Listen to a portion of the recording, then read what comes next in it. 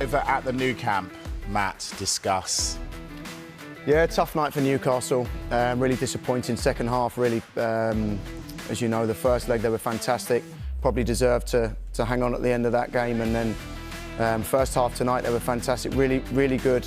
Great performance. Carried out everything I'm sure the manager asked of them, and just come undone in the first 15 minutes of the second half. And they've been punished and they go out of the competition, but they can go out of it with their heads held high. They've been really good throughout it. Probably exceeded expectations, if I'm honest. And I'm sure, knowing the group as I do, they will use it as fuel for the fire to continue into the big game at the weekend.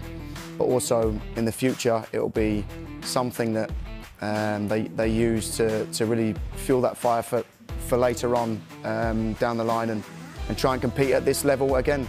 How hard is it for a team like Newcastle getting into the Champions League and having to deal with playing so many times in the week when they're not used to it? Yeah, it's so difficult due to the volume of games and the squad. When you're building that squad, and you see Aston Villa going through a similar process at the moment, they're building their squad and not yet do they have the resources of Man United, Man City, Liverpool, and that's a real challenge. The travel, asking players to play 3 times a week, travel all over the world. It's a real challenge and something that they learnt a lot from in the first Champions League campaign. And I'm sure again in this one they'll reflect on it, learn from it, and be stronger moving forwards. Take us inside the dressing room. What does Eddie Howe say to his boys now? Only positivity. You see the disappointment, of course, in the body language of the guys, but they will use it, as I say, as a sort of marker where they're at. Okay, we've grown a lot in 4 years, but can we keep growing? Can we keep improving individually and collectively, and perform at the highest level? Because in the second half tonight, we've seen that there are certainly levels. And does he need the board to back him now? Yeah, I think it's so difficult for the board, though. I have empathy for Villa and Newcastle. I was lucky enough to see the club grow so quickly in a short space of time.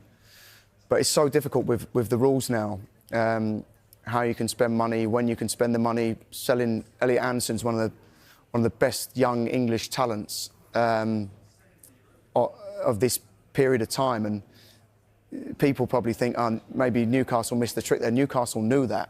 They were forced into selling an amazing prospect.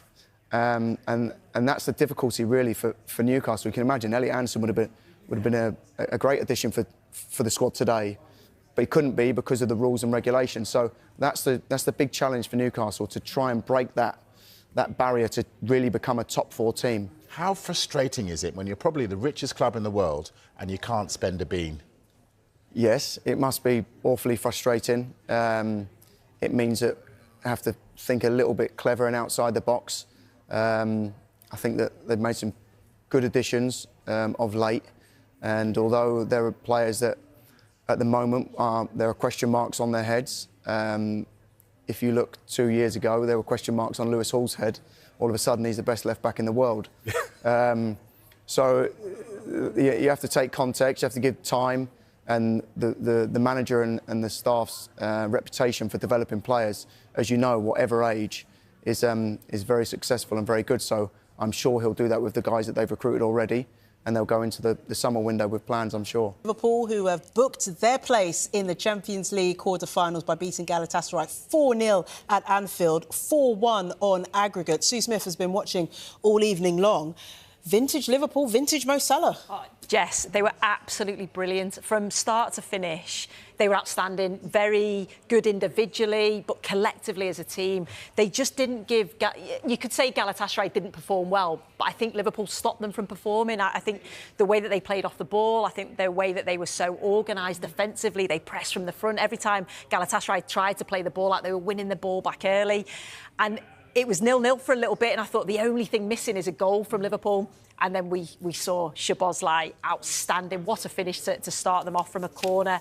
And him playing in those central areas, I think, makes such a difference for Liverpool. He's such an outstanding player. Of course, he can play right back, but I just think you miss his legs and you miss his quality in the middle of the park when he doesn't play there. But, yeah, Mo Salah...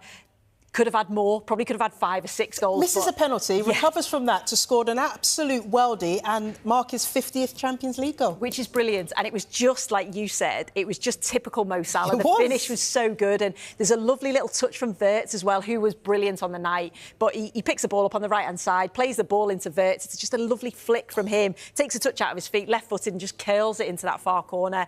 It is just Mo Salah. When you think of Mo Salah and you think of his goals, that's exactly what you think of. But, yeah, they were brilliant. And, you know, there's been a lot of criticism of late, and I think after the Spurs game, where I think quite a lot of people were saying, well, they should be winning that game. Spurs are going into it not in form, and, you know, there was a lot of pressure under Tudor. They had lots of players missing.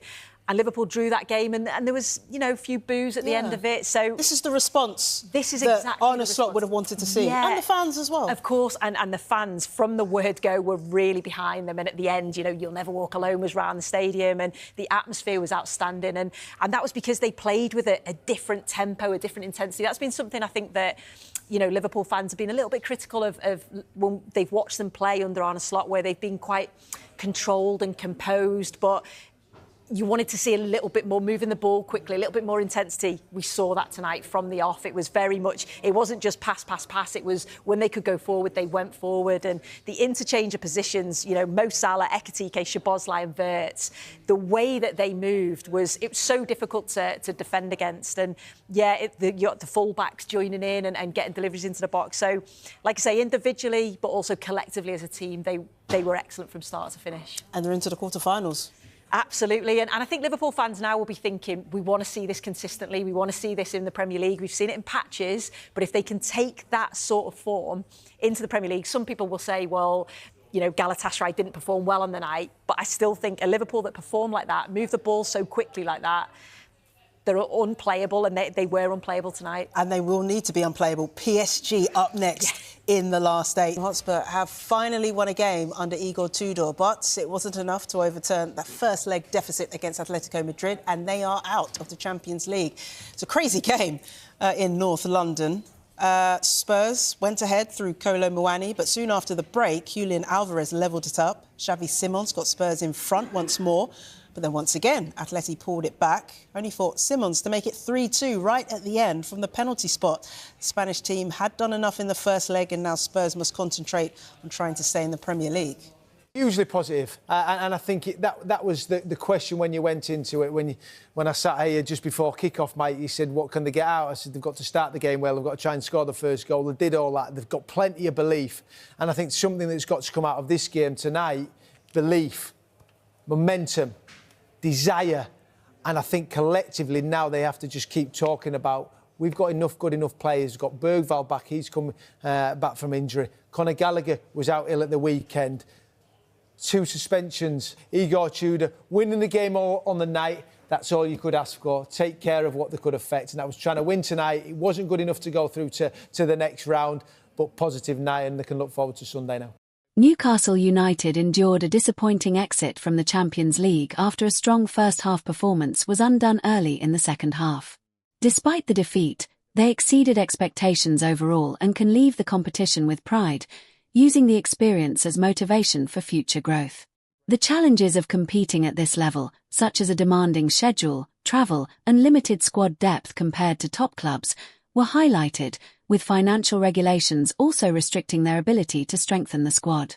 Meanwhile, Liverpool delivered a dominant performance at Anfield, defeating Galatasaray 4-0 to reach the quarter-finals. Their high intensity, organisation, and attacking quality, led by a standout display from Mohamed Salah, proved too much for their opponents. Tottenham Hotspur, despite winning on the night, were eliminated after failing to overturn a first-leg deficit against Atletico Madrid. However, the performance offered positives and momentum as they shift focus back to domestic competition.